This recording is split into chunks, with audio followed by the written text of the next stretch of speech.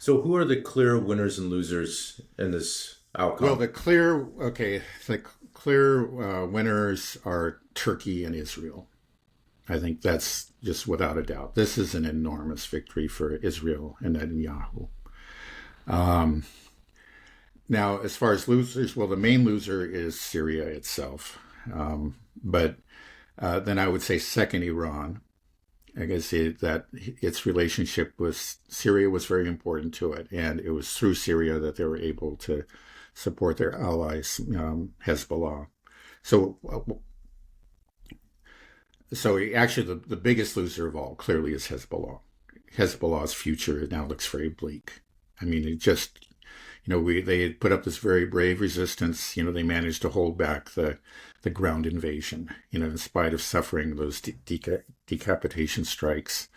Um, but now I don't know. The future of Hezbollah is doubtful, and therefore the future of all of Lebanon is doubtful. I, Lebanon and Hezbollah, are the biggest losers by far. Iran, it hurts Iran. Again, they've lost some valuable military allies, but Iran still can go on and prosper. It didn't have to, Iran didn't have to have the access of resistance. Iran is a large country and can do quite well on its own and has reasons to be hopeful about its future. And in fact, within Iran, there were always people that were critical of Iran's foreign policy. They felt like it was a waste of resources, a distraction, that Iran just shouldn't get involved in these affairs. And it looks like, well, they've won by default, that faction. I think, again, Iran has been somewhat weakened militarily because they don't have an ally. And let's say, of course, their main enemy is Israel. And if Israel, if they become involved in a missile war, um, Iran won't be able to open a second front. But I think that was, not insignificant, but not a particularly great value. We saw that though Hezbollah does have rockets, they're just not all that sophisticated. Again, enough to make a difference, to help them. Um, but I don't think it's anything like it's a particular, not a grievous blow to Iran. Um, Now, Russia, I would argue, I know a lot of people have would disagree, but I would argue that this does not hurt Russia at all. I mean, it is a setback. It's clearly not what they wanted. I think they very correctly went in and supported Assad, and they tried to protect him again. It was the right thing to do, but it wasn't really so much in Russia's interest to do it. And in fact, again, within Russia, as similar to what you see in Iran, there are these factions. In Russia, it's the nationalists have always been unhappy about Russia's involvement in Syria. They always considered just a distraction. Um, it diverted resources that they felt should have just been always devoted to the conflict in Ukraine. So, if you look at, so in the end, I don't think it really hurts Russia at all. Um, it does. I don't think they suffered in terms of prestige. They showed that they what they could do. During the first real civil war. They really did help to turn it around, and then they remained loyal to a friend. I think that's actually important. I've heard like the Arab states saw how Russia was loyal to its ally, and they were loyal to him up to the end. They were fighting for him, and in the end, his own army wasn't fighting for him. So I think Russia can leave with its head held high. They didn't, there's nothing to be ashamed of there, and what they did was right. But does it hurt them? No. Think about it first of all. The in terms of economics, if anything, again, it was kind of a diversion of resources. It cost them. They didn't make any economic benefit from this involvement, right? And then the second, the military. Well, uh, some of the Ukrainians were celebrating this. I guess still are. They think it's great. Like it's a great blow. And then maybe their military air base may get shut down. It's not clear that that's going to happen, but it may be shut down. And if it does, well, where will those planes go? They'll just go to Russia and can be used against Ukraine. There's just nothing. It doesn't weaken them. The only thing you could say is that it maybe reduces their influence somewhat within the Middle East. But that's one of those things. It's sort of a doubtful value. Look at China. China doesn't have a military base in the area, and obviously it has tremendous influence. It was able to broker So I don't peace think between. Russia is hurt by this at all. I think again what Russia did not want this to happen. They were on the right side on this, and but there was no benefit, in economic or military terms for them. I think the only thing actually where it possibly could hurt them, and this is a point that Putin made. He was criticized by the nationalists for getting involved in Syria. He said, "Well, we do not want a jihadi base to be established in Syria." And he pointed out that it's a 24-hour drive from northern Syria to Russia. It's not that far. Now, of course, okay, those jihadis would have to cross through Turkey and through Georgia, but they probably have no problem crossing through Turkey. They might be facilitated there, right? Georgia is a little bit more difficult, but maybe it could happen.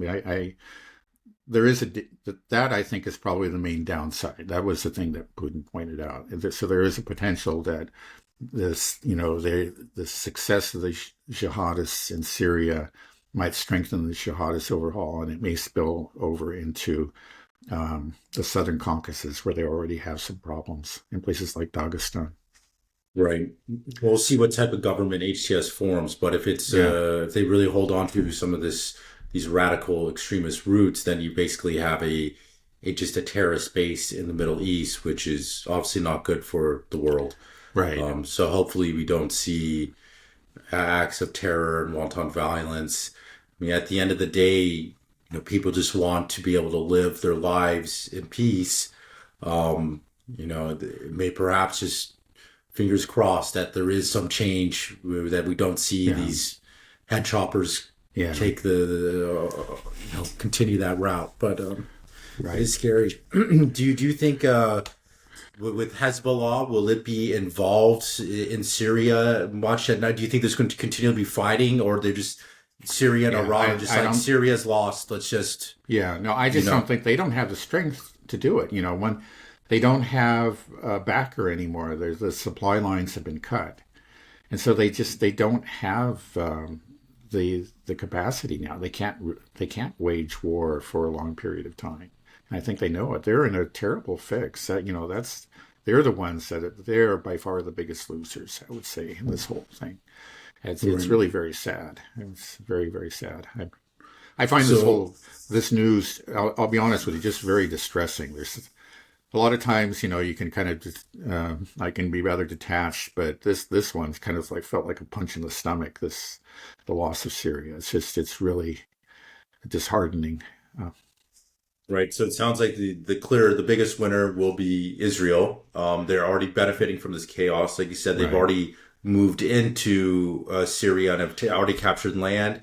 Do you think that with this chaos and now Hezbollah greatly weakened, they will move back into Lebanon? Do you think that this is something where Netanyahu might be riding this high and says this is the time to really try to create as much of greater Israel as possible? I think there's a very good chance of it. I think we can see them move back into Lebanon. They were probably planning to try that anyway. This ceasefire, it never seemed like they were very serious about it, right? They've been violating it left and right from the beginning. I think we could see they're probably confident that Hezbollah will not be able to put up the resistance that they did last time, and that they'll go back in and they may seize, a strip of land in southern Lebanon. And then there'll be tremendous pressure on Lebanon. There already is. There's a great deal of Western influence and Israeli influence there. And then with the loss of Syria, those forces that were resisted the West and Israel are just greatly weakened, most of all Hezbollah. So again, it's the future for Lebanon is particularly bleak. Is HTS, are they allowing Israel into Syria to take part of the lands? Or right now they just don't have control? Well, they keep on making these, rather fulsome statements of praise for Israel. You know, how much they love Israel and how much they want to get along with Israel and how they welcome the Israelis in their country. They've just gone overboard on that. Really? Again, the original Al Qaeda supported Palestine, and that was one of the reasons, the justifications for the 9/11 attack. That Bin Laden made that quite clear in his statement. At some point, Al Qaeda decided just to jettison that. Just decided it was inconvenient and to make peace with Israel. It kind of reminds me again of the ultranationalists in Ukraine. Hatred of the Jews was a big part of who they were. And then at some point, I think they decided, well, this doesn't help us, so they just jettisoned that. So, as let's say in HTS, it's just okay. Yeah, we love the Jews, but we hate the Shia. Yeah, hating the Shia is what we're all about, and killing them. And then in Ukraine, it's like, okay, yeah, let's forget about that whole Jewish question. But we know who we hate. We hate the Russians, and we just want to kill them. It doesn't matter if they're civilians, pregnant women, or whatever, children. We just want to kill them, and that's what they do. Pretty terrifying. Yeah. No, these are some of I've heard them described as, some of the worst people in the world. The jihadi head choppers are some really awful, awful people. And I think you can say the same thing about the Ukrainian ultranationalists. And these are the people that we support. At one time we admitted they were a problem, but when they became useful to us, they're now our people.